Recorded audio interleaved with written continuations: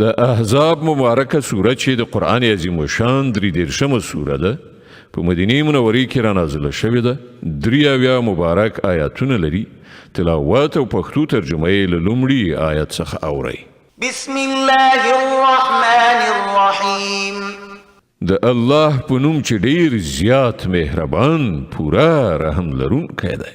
يا أيها النبي اتق الله ولا تطع الكافرين والمنافقين إن الله كان عليما حكيما واتبع ما يوحى إليك من ربك إن الله كان بما تعملون خبيرا وتوكل على الله وكفى بالله وكيلا. ای پیغمبره له الله ویریږه او د کافرانو او منافقانو اطاعت مکوه. په حقیقت کې خو همغه الله پوه او د حکمت خاوند دی. د هغې خبرې پیروي وکړه چې ستا د رب له لوري تا ته وحی کیږي، یعنې قرآن.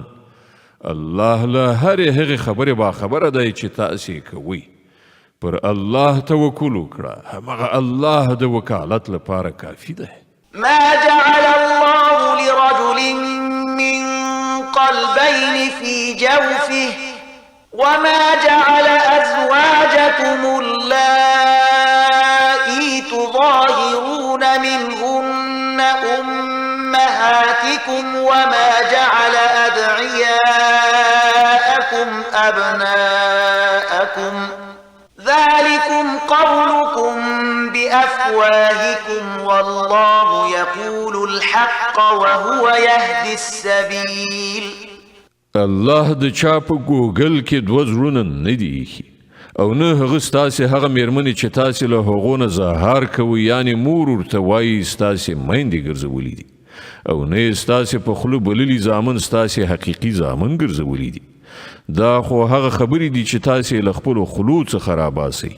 خو الله حق خبره کوي او همغه د سمې لارې ښوونه کوي. ادعوهم لآبائهم هو أقسط عند الله فإن لم تعلموا آباءهم فإخوانكم في الدين ومواليكم وليس عليكم جناح فيما أخطأتم به ولكن ما تعمدت قلوبكم وكان الله غفورا رحيما. په خوله بللي زامن د هغو خپلو پلرونو ته په منسوبولو بولئ. دا د الله په نزد زیاته عادلانه خبره ده. او که تاسې ته معلومه نه وي چې د هغو پلرونه څوک دي، نو هغوی ستاسې دیني ورونه او ملګري دي. په ناپوهۍ سره که تاسې کومه خبره وکړئ، پر هغې باندې تاسې نه نیول کیږئ، مګر په هغې خبرې باندې ارومرو نیونه شته چې تاسې له زړه نه د هغې اراده وکړئ. الله بخونکی او مهربان دی. النبي أولى بالمؤمنين من أنفسهم وأزواجه أمهاتهم وأولو الأرحام بعضهم أولى ببعض في كتاب الله من المؤمنين والمهاجرين إلا أن تفعلوا إلى أوليائكم معروفا كان ذلك في الكتاب مسطورا. بیشک پیغمبر خود مؤمنانو لپاره د هغو له خپله ځانه ګران دی، او د پیغمبر مېرمنې د هغو میندې دي. خو د الله د کتاب له مخې د عامو مؤمنانو او مهاجرینو په پرتله خپلوان یو له بله زیات حقدار دي. البته که له خپلو ملګرو سره تاسې څه ښېګڼه کول غواړئ نو کولای شئ. دغه حکم په الهي کتاب کې لیکل شوی دی. وَإِذْ أَخَذْنَا مِنَ النَّبِيِّينَ مِيثَاقَهُمْ وَمِنْكَ وَمِنْ نُوحٍ وَإِبْرَاهِيمَ وَمُوسَى وَعِيسَى ابْنِ مَرْيَمَ وَأَخَذْنَا مِنْهُمْ مِيثَاقًا غَلِيظًا لِيَسْأَلَ الصَّادِقِينَ عَنْ صِدْقِهِمْ وأعد للكافرين عذابا أليما. او ای پیغمبره هغه ژمنه او پیمان په یاد ولره چې موږ له ټولو پیغمبرانو څخه اخیستی دی له تا څخه هم او له نوح ابراهیم موسی او عیسی ابن مریم څخه هم له ټولو نه موږ پخه ژمنه اخیستې ده تر څو چې له رښتینو خلکو څخه د هغو پروردګار د هغوی د رښتینولۍ په باب پوښتنه وکړي او د کافرانو لپاره خو هغه دردناک عذاب تیار کړی دی. يا أيها الذين آمنوا اذكروا نعمة الله عليكم إذ جاءتكم جنود فأرسلنا عليهم ريحا وجنودا لم تروها وكان الله بما تعملون بصيرا. ای مؤمنانو د الله هغه پیرزوینه در په زړه کړئ چې همدا اوس هغه پر تاسې کړې ده کله چې لښکرو پر تاسې یرغل وکړ نو موږ په هغو یو سخت طوفان ولیږه او داسې پوځونه مو ولیږل چې ستاسې په نظر نه راتلل الله هغه هر څه لیدل چې تاسې په دې وخت کې کول. إذ جاءوكم من فوقكم ومن أسفل منكم وإذ زاغت الأبصار وبلغت القلوب الحناجر وتظنون بالله الظنونا هنالك ابتلي المؤمنون وزلزلوا زلزالا شديدا. کله چې هغوی له پاسه او له لاندې پر تاسې یرغل وکړ کله چې سترګې له ویرې ټیغې وختلې زړونه ستوني ته راغلل او تاسې د الله په باب راز ګمانونه وکړل په هغه وخت کې مؤمنان ښه وازمایل شول او سخت ولړزول شول. وإذ يقول المنافقون والذين في قلوبهم مرض ما وعدنا الله ورسوله إلا غرورا. یاد کړه هغه وخت چې کله منافقانو او ټولو هغو خلکو چې د هغو په زړونو کې ناروغي وه په ډاګه څرګنده وویل چې الله او د هغه پیغمبر چې له موږ سره کومې وعدې کړې وې هغه له غولونې څخه پرته نور څه نه وي. وإذ قالت طائفة منهم يا أهل يثرب لا مقام لكم فارجعوا. کله چې له هغو نه یوې ډلې وویل چې ای د یثرب خلکو ستاسې لپاره نور د سایرېدو موقع نشته بیرته وګرځئ. ويستأذن فريق منهم النبي يقولون إن بيوتنا عورة وما هي بعورة إن يريدون إلا فرارا. کله چې د هغوی یوې ډلې په دې وینا سره له پیغمبر نه د رخصت غوښتنه کوله چې زموږ کورونه تر خطر لاندې دي په داسې حال کې چې هغه تر خطر لاندې نه و په اصل کې هغوی غوښتل د جنگ له محاذ نه وتښتي. ولو دخلت عليهم من أقطارها ثم سئلوا الفتنة لآتوها وما تلبثوا بها إلا يسيرا. که د ښار له اطرافونه دښمن راننوتلي وای او په هغه وخت کې هغو ته د فتنې په لوري بلنه ورکړی شوې وای نو دوی به پکې ځان غورځولی وو او ګرانه وه چې دوی د فتنې په شریکېدو کې څه د رنګ دریغ کړی وای. ولقد كانوا عاهدوا الله من قبل لا يولون الأدبار وكان عهد الله مسؤولا. دغه خلکو له دینه مخکې له الله سره ژمنه کړې وه چې دوی به شان نه اړوي او له الله سره د شوې وعدې پوښتنه خو ارومرو کېدونکې وه. قل لن ينفعكم الفرار إن فررتم من الموت أو القتل وإذا لا تمتعون إلا قليلا. ای پیغمبره دوی ته ووایه که تاسې له مرګ یا وژل کېدو نه وتښتئ نو دغه تېښته به ستاسې لپاره هیڅ ګټه رسوونکې نه وي له هغه وروسته د ژوند د خوندونو اخیستلو ډېر لږ فرصت به تاسې ته در په برخه شي. قل من ذا الذي يعصمكم من الله إن أراد بكم سوءا أو أراد بكم رحمة ولا يجدون لهم من دون الله وليا ولا نصيرا. دوی ته ووایه چې څوک دي چې تاسې له الله نه ژغورلی شي که هغه تاسې ته ضرر رسول وغواړي او څوک د هغه د رحمت مخه نیولی شي که هغه پر تاسې مهرباني کول وغواړي. د الله په مقابل کې خو دغه خلک کوم ملاتړ او مرستندوی نشي نیتلی. قد يعلم الله المعوقين منكم والقائلين لإخوانهم هلم إلينا ولا يأتون البأس إلا قليلا. الله له تاسې نه هغه کسان ښه پیژني چې د جنگ په کار کې خنډونه اچوونکي دي او خپل ورونو ته وایي چې راشئ زموږ خواته او دوی په جنگ کې برخه نه اخلي مګر تش په نامه.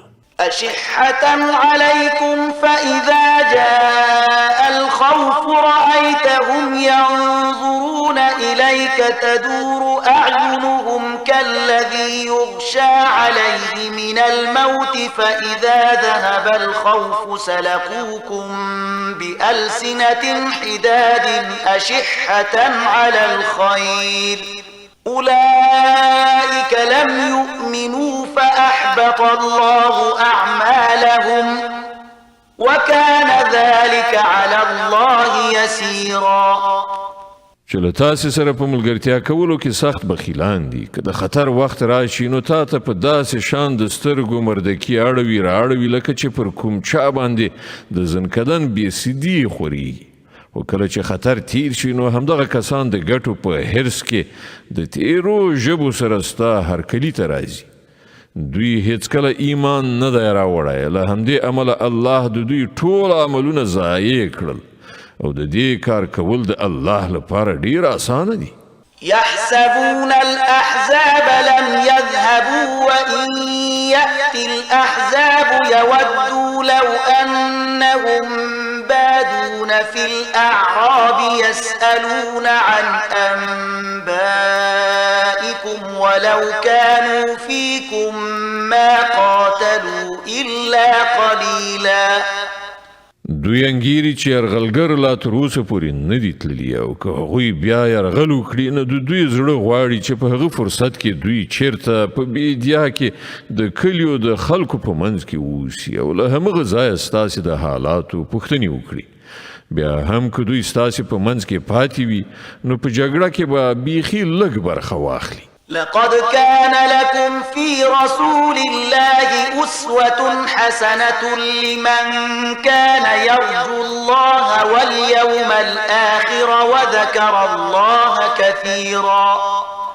په حقیقت کې ستاسې لپاره د الله په پیغمبر کې د نیکۍ یوه خورا غوره نمونه وه د هر هغه چا لپاره چې د الله او د آخرت د ورځې هیلهمند وي او الله ډیر یادوي هغوی. ولما رأى المؤمنون الأحزاب قالوا هذا ما وعدنا الله ورسوله وصدق الله ورسوله وما زادهم إلا إيمانا وتسليما. او د ریښتینو مؤمنانو حال په هغه وخت کې دا و چې کله هغوی یرغلګر ولیدل نو ویې ویل چې دا هماغه څه دي چې الله او د هغه پیغمبر له موږ سره د هغه وعده کړې وه. د الله او د هغه د پیغمبر خبره بیخي رښتیا وه. دغه پیښې د هغو ایمان او اطاعت لا زیات کړل.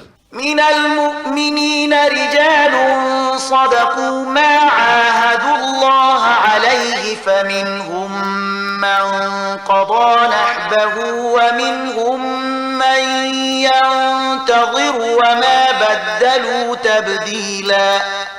ليجزي الله الصادقين بصدقهم ويعذب المنافقين إن شاء أو يتوب عليهم إن الله كان غفورا رحيما.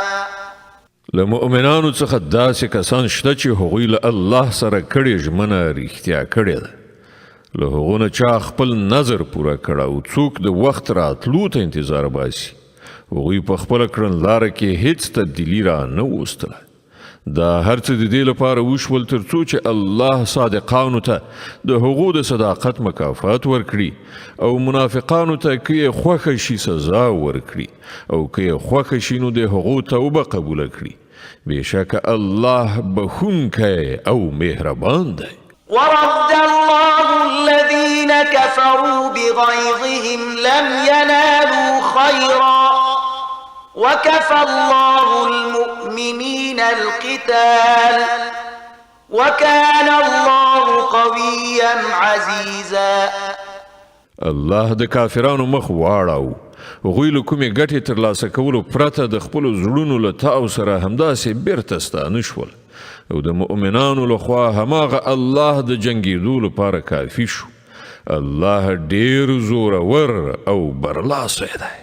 وأنزل الذين ظاهروهم من أهل الكتاب من صياصيهم وقذف في قلوبهم الرعب فريقا تقتلون وتأسرون فريقا.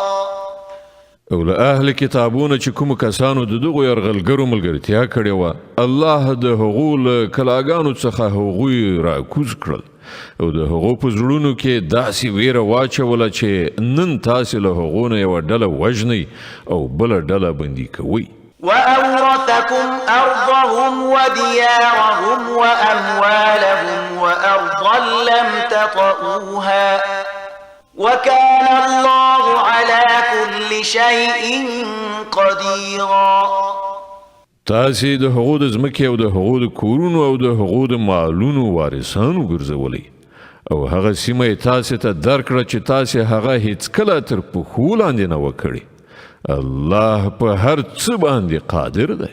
يا أيها النبي قل لأزواجك إن كنتن تردن الحياة الدنيا وزينتها فتعالين أمتعكن وأسرحكن سراحا جميلا. ای پیغمبره، خپلو میرمنو ته ووایه که تاسې دنیا او د هغې ښکلا غواړئ نو راشئ چې زه تاسې ته څه درکړم او په ښه وضعیت سره مو رخصت یې کړم. وإن كنتن تردن الله ورسوله والدار الآخرة فإن الله أعد للمحسنات منكن أجرا عظيما. او که تاسې الله او د هغه پیغمبر او د آخرت کور غواړئ نو وپوهیږئ چې له تاسې نه چې څوک نیکوکاري دي الله د هغو لپاره لوی اجر تهیه کړی دی. يا نساء النبي من يأت منكن بفاحشة مبينة يضاعف لها العذاب ضعفين وكان ذلك على الله يسيرا. ای د پیغمبر میرمنو، له تاسې نه چې څوک د څرګندې فحشا د حرکت مرتکب شي هغې ته به 2 چنده سزا ورکړی شي. د الله لپاره دا ډیر آسانه کار دی. ومن يقنت منكن لله ورسوله وتعمل صالحا نؤتها أجرها مرتين وأعتدنا لها رزقا كريما. او له تاسې نه چې څوک د الله او د هغه د پیغمبر امر ته غاړه کیږدي او نیک عمل وکړي هغې ته به موږ 2 چنده اجر ورکړو او موږ د هغې لپاره غوره روزي تهیه کړې ده. يا نساء النبي لستن كأحد من النساء إن اتقيتن فلا تخضعن بالقول فيطمع الذي في قلبه مرض وقلن قولا معروفا. ای د پیغمبر میرمنو، تاسې د عامو میرمنو غوندې نه یئ. که تاسې له الله نه ویریدونکي یئ نو په داسې لهجه خبرې مه کوئ چې د زړه په خرابوالي اخته کوم سړی نامشروع تمه پیدا کړي، بلکې سمې غوره خبرې کوئ. وقرن في بيوتكن ولا تبرجن تبرج الجاهلية الأولى رسولا وأقمنا الصلاة وآتينا الزكاة وأطعنا الله ورسوله إنما يريد الله ليذهب عنكم الرجس أهل البيت ويطهركم تطهيرا. په خپل کورونو کې میشتي اوسئ او د تیر جاهلي دور غوندې سینګار کړي به ستره مګرځئ، لمونځ قایم کړئ، زکات ورکړئ او د الله او د هغه د پیغمبر اطاعت وکړئ. الله خدا غواړي چې له تاسې نبوي کورنۍ څخه ناپاکي ایسته کړي او تاسې په پوره ډول سره ستره کړي. واذكرن ما يتلى في بيوتكن من آيات الله والحكمة إن الله كان لطيفا خبيرا. په یاد لرئ د الله آیاتونه او د حکمت هغه خبرې چې ستاسې په کورونو کې اورول کیږي. بشک الله په اسرارو پوه او باخبره دی. إن المسلمين والمسلمات والمؤمنين والمؤمنات والقانتين والقانتات والصادقين والصادقات والصابرين والصابرات والخاشعين والخاشعات والمتصدقين والمتصدقات والصائمين والصائمات والحافظين فروجهم والحافظات والذاكرين الله كثيرا والذاكرات أعد الله لهم مغفرة وأجرا عظيما. بشک مسلمانان نارینه و مسلمانانی ښځې، نارینه مؤمنان او ښځې مؤمنانی، اطاعت کوونکي نارینه او اطاعت کوونکي ښځې، رښتین نارینه او رښتینې ښځې، صابر نارینه او صابرې ښځې، تواضع کوونکي نارینه او تواضع کوونکي ښځې، خیرات ورکوونکي نارینه او خیرات ورکوونکي ښځې، روژه لرونکي نارینه او روژه لرونکي ښځې، پاکلمنې نارینه او پاکلمنې ښځې، او هغه نارینه چې د خدای ذکر زیات کوي او هغه ښځې چې د خدای ذکر زیات کوي، خدای دغو ټولو ته بخښنه او لویه بدله برابره کړې ده. وما كان لمؤمن ولا مؤمنة إذا قضى الله ورسوله أمرا أن يكون لهم الخيرة من أمرهم ومن يعص الله ورسوله فقد ضل ضلالا مبينا. هیڅ یو مؤمن او هیڅ یو مؤمنه دا حق نه لري چې کله الله او د هغه پیغمبر د کومې معاملې فیصله وکړي نو بیا هغه ته په خپله د خپلې هغې معاملې د فیصله کولو اختیار حاصل وسي. او څوک چې له الله او د هغه له پیغمبر نه سرغړاوي وکړي نو هغه په څرګنده ګمراهۍ کې وغورځېده. وَإِذْ تَقُولُ لِلَّذِي أَنْعَمَ اللَّهُ عَلَيْهِ وَأَنْعَمْتَ عَلَيْهِ أَمْسِكْ عَلَيْكَ زَوْجَكَ وَاتَّقِ اللَّهَ وَتُخْفِي فِي نَفْسِكَ مَا اللَّهُ مُبْدِيهِ وَتَخْشَى النَّاسَ وَاللَّهُ أَحَقُّ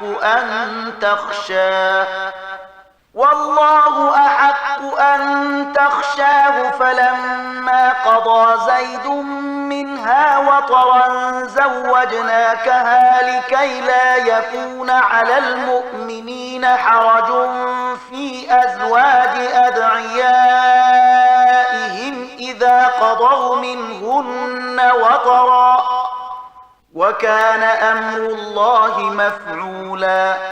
ای پیغمبره، هغه وخت در یاد کړه چې تا هغه چاته چې پر هغه باندې الله او تعالی ورینه کړې وویل چې خپل میرمن مه پرېږده او له الله نه وویریږه. په هغه وخت کې تا په خپل زړه کې هغه خبره پټه کړې وه چې الله د هغې ښکاره کول غوښتل. ته له خلکو نه ویرېدلې په داسې حال کې چې الله د دې زیات حقدار دی چې ته ورڅخه وویریږي.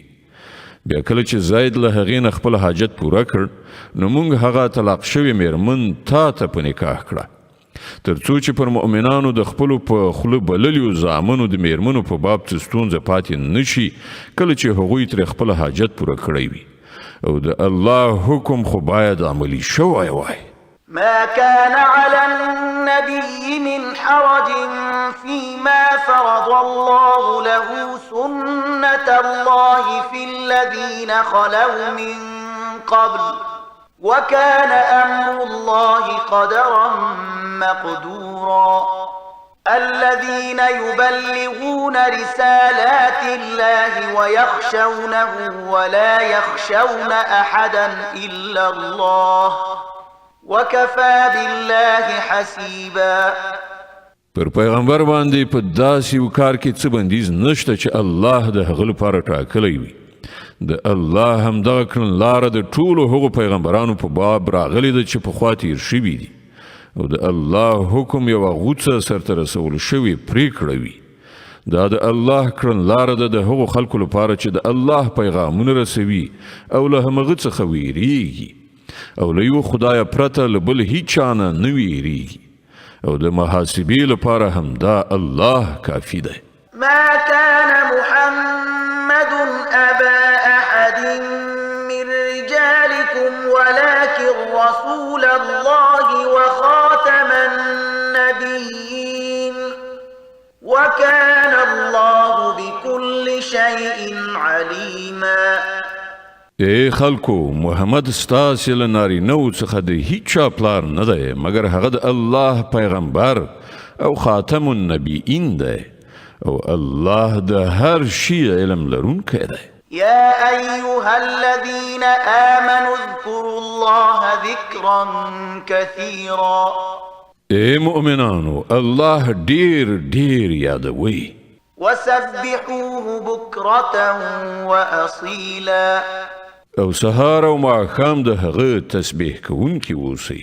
هو الذي يصلي عليكم وملائكته ليخرجكم من الظلمات إلى النور وكان بالمؤمنين رحيما. هماغه ذات دی چې پر تاسې رحمت کوي او د هغه پرښتې ستاسې لپاره د رحمت دعا کوي تر څو چې هغه تاسې له تیارو نه رڼا ته راوباسي. هغه پر مؤمنانو ډیر مهربان دی. تحيتهم يوم يلقونه سلام وأعد لهم أجرا كريما. په کومه ورځ چې هغوی له هغه سره یو ځای شي د هغو هرکلی به په سلام سره وي او د هغو لپاره الله د عزت اجر برابر کړی دی. يا أيها النبي إنا أرسلناك شاهدا ومبشرا ونذيرا وداعيا إلى الله بإذنه وسراجا منيرا. ای پیغمبره، مونږ ته په داسې شان لیږلی چې شاهد او زیری ورکوونکی او ویرونکی او د الله په اجازه د هغه لوري ته بلونکی او بله ډیوه مو وګرځولې. وبشر المؤمنين بأن لهم من الله فضلا كبيرا. زیری ورکړه هغو خلکو ته چې پر تا ایمان راوړی دی چې د هغو لپاره د الله لخوا لوی فضل دی. ولا تطع الكافرين والمنافقين ودع أذاهم وتوكل على الله وكفى بالله وكيلا. او هیڅ کله د کافرانو او منافقانو تر اغیزې لاندې مه راځه. د هغو د ضرر رسولو هیڅ پروا مه کوه او پر الله باندې توکل وکړه.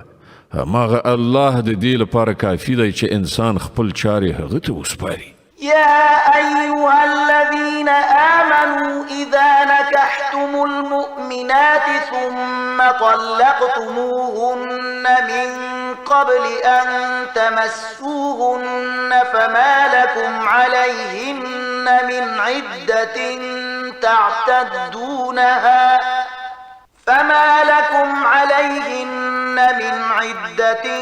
تعتدونها فمتعوهن وسرحوهن سراحا جميلا.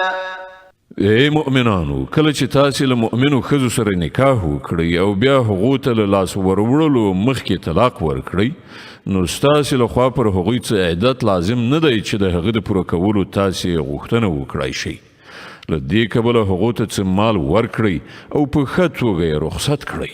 يا أيها النبي إنا أحللنا لك أزواجك التي آتيت أجورهن وما ملكت يمينك مما أفاء الله عليك وبنات عمك وبنات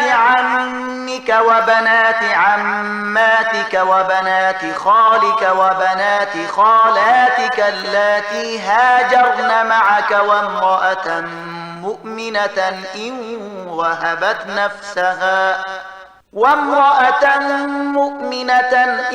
وهبت نفسها للنبي إن أراد النبي أن يستنكحها خالصة لك من دون المؤمنين قد علمنا ما فرضنا عليهم في أزواجهم وما ملكت أيمانهم لكي لا يكون عليك حرج وكان الله غفورا رحيما. ای پیغمبره مونږ ستا لپاره ستا هغه میرمنې حلالي کړي دي چې تا د هغو مهر ادا کړی دی او هغه ښځې چې د الله له درکړی شوو وینځو نه ستا تر ملکیت لاندې راشي او ستا هغه د ترو لوڼې د ترور لوڼې د ماما لوڼې د توړۍ لوڼې چې هغوی له تا سره هجرت کړی دی او هغه مؤمنه ښځه چې هغې خپل ځان د پیغمبر لپاره سپارلی وي که پیغمبر له هغې سره نکاح کول وغواړي. دا رعایت په ځانګړي ډول ستا لپاره دی د نورو مؤمنانو لپاره نشته. مونږ ته معلومه ده چې مونږ پر عامو مؤمنانو د هغو د میرمنو او وینځو په باب کوم حدود وضع کړي دي. ته مو له دغو حدودو نه د دې لپاره مستثنا کړی تر څو چې پر تا باندې څه سختي نه وي او الله بخونکی او مهربان دی. ترجي من تشاء منهن وتؤوي إليك من تشاء ومن ابتغيت ممن عزلت فلا جناح عليك ذلك أدنى أن تقر أعينهن ولا يحزن ويرضين بما آتيتهن كلهن والله يعلم ما في قلوبكم وكان الله عليما حليما. تا ته واک درکول کیږي چې له خپلو میرمنو څخه چې د چا ته خوښه شي له ځانه یې بیله کړي، چا ته دې چې خوښه شي له خپل ځان سره یې وساتي او چا ته دې چې خوښه شي له بیلولو نه وروسته یې ځان ته راوبلي. په دې باب پر تا باندې هیڅ تکلیف نشته. په دې ډول زیاته هیلهمندي ده چې د هغو د خوشحالتیا سبب شي او هغوی غمجنې ونه اوسي او هر څه چې ته هغو ته ورکړې په هغه باندې هغوی ټولې راضي شي. الله پوهیږي په هغه څه چې ستاسې په زړونو کې دي او الله پوهیدونکی او د زغم خاوند دی. لا يحل لك النساء من بعد ولا أن تبدل بهن من أزواج ولو أعجبك حسنهن إلا ما ملكت يمينك وكان الله على كل شيء رقيبا. لدې وروسته ستا لپاره نورې ښځې روان نه دي او نه د دې اجازه ده چې د دوی په ځای نورې ښځې راولي اگر که د هغو ښکلا ستا هر څومره خوښه وي. البته د وینځو درته اجازه ده. الله په هر شي باندې څارونکی دی. يا أيها الذين آمنوا لا تدخلوا بيوت النبي إلا أن يؤذن لكم إلى طعام غير ناظرين إناه ولكن إذا دعيتم فادخلوا فإذا طعمتم فانتشروا ولا مستأنسين لحديث إن ذلكم كان يؤذي النبي فيستحيي منكم والله لا يستحيي من الحق وإذا سألتموهن متاعا فاسألوهن من وراء حجاب ذلكم أطهر لقلوبكم وقلوبهن وما كان لكم أن تؤذوا رسول الله ولا أن تنكحوا أزواجه من بعده أبدا إن ذلكم كان عند الله عظيما. ای مؤمنانو د پیغمبر کورونو ته به اجازه مننوځي مو د خوراک په وخت کې غلی غلی کتون کې اوسئ خو که تاسو خوراک ته وبلل شئ نو ارومرو راشئ خو کله چې خواړه وخورئ نو خوار شئ په خبرو کولو مه بوختیږئ ستاسو دغه حرکتونه پیغمبر ته تکلیف ورکوي خو هغه د حیا له امله څه نه وایي او الله د حق خبرې په بیان شرم نه کوي د پیغمبر له میرمنو څخه که تاسې څه غواړئ نو د پردې تر شا یې وغواړئ دا ستاسې او د هغو د زړونو د سپېڅلتیا لپاره ډیره مناسبه کړنلاره ده ستاسې لپاره دا هیڅکله روا نه ده چې د الله پیغمبر ته تکلیف ورکړئ او نه دا روا ده چې له هغه نه وروسته د هغه له میرمنو سره نکاح وکړئ دا د الله په نزد ډیره ستره ګناه ده. إن تبدوا شيئا أو تخفوه فإن الله كان بكل شيء عليما. تاسې که څه خبره ښکاره کړئ یا یې پټه کړئ الله ته د هرې خبرې علم دی. لا جناح عليهن في آبائهن ولا أبنائهن ولا إخوانهن ولا أبناء إخوانهن ولا أبناء أخواتهن ولا نسائهن ولا ما ملكت أيمانهن واتقين الله إن الله كان على كل شيء شهيدا. د پیغمبر د میرمنو لپاره په دې کې هیڅ باک نشته چې د هغو پلرونه د هغو زامن د هغو ورونه د هغو وريرونه د هغو خوریونه د هغو انډیوالانې ښځې او د هغو وینځې چې دوی د هغوی مالکان شوي دي کورونو ته ورشي. ای ښځو تاسې باید د الله له نافرمانۍ نه ډډه وکړئ الله په هر څه باندې شاهد ناظر دی. إن الله وملائكته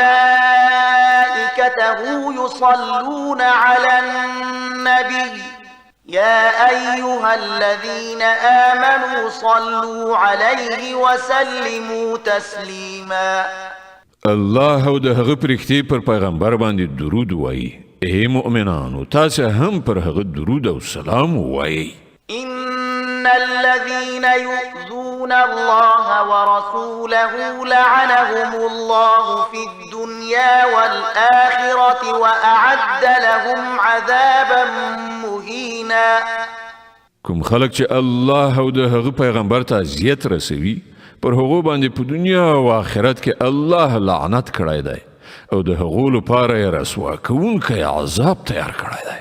والذين يؤذون المؤمنين والمؤمنات بغير ما اكتسبوا فقد احتملوا بهتانا وإثما مبينا.